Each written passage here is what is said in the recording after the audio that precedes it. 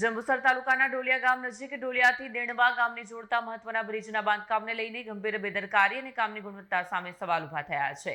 અંદાજે છેલ્લા 10 વર્ષથી કરોડો રૂપિયાના ખર્ચે બની રહેલો આ બ્રિજ હજુ સુધી પૂર્ણ થયો નથી, જેના કારણે સ્થાનિકોમાં ભારે રોષ ફેલાયો છે. જંબુસર તાલુકાના ડોલિયા ગામ નજીક ડોલિયાથી દેણવા ગામને જોડતા મહત્વના બ્રિજના બાંધકામને લઈને ગંભીર બેદરકારી અને કામની ગુણવત્તા સામે સવાલો ઉભા થયા છે.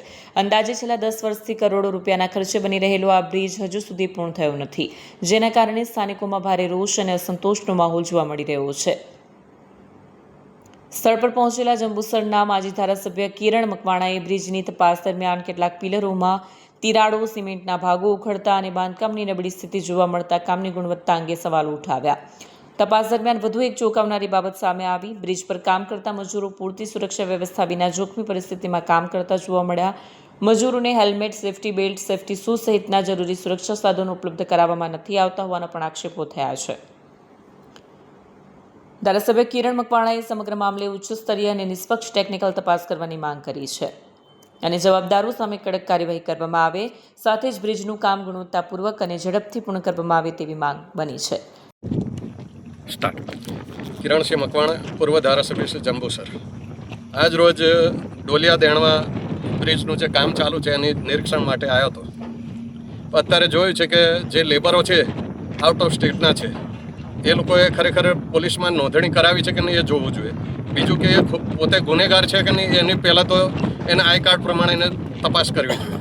બીજી વસ્તુ, જે કંઈ લેબરો આવેલા છે ઝારખંડના છે, પણ એ લોકોને કોઈ સેફટી નથી સેફટી બૂટ કે નથી એને માથે એ.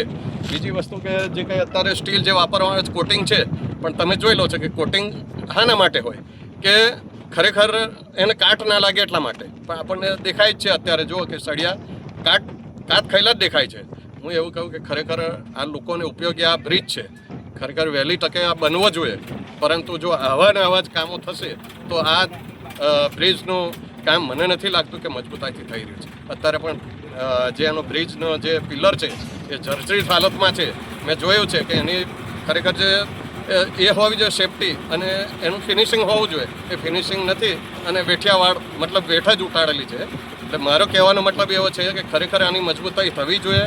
લાગતા ઓળખતા અધિકારી આની ખરેખર ચેકિંગ કરવું જોઈએ અને આનું સ્ટીલ કયું વાપરે છે, કોટિંગવાળું વાપરે છે કે ખરેખર કોટિંગ આની ઉપર કલર મારવામાં આવે છે, એની ખરેખર તપાસ થવી જોઈએ. અને જે કંઈક બી ક્યુબ વાપરે છે ટેસ્ટિંગના, એ ક્યુબની પણ લોકો સામે સમક્ષ મૂકવું જોઈએ કે ખરેખર ટેસ્ટિંગ માટેનું ખરેખર પોઝિટિવ છે કે નેગેટિવ, એ પણ આ લોકોએ મૂકવું જોઈએ. હું એવું વિચારી રહ્યો છું કે આગામી દિવસોની અંદર આ જો વહેલી તકે પૂર્ણ નહીં થાય તો હજુ પણ મને એવું લાગે છે કે હજુ 1 વર્ષ નીકળી જશે. Bureau report, Satya TV news, Jambusar.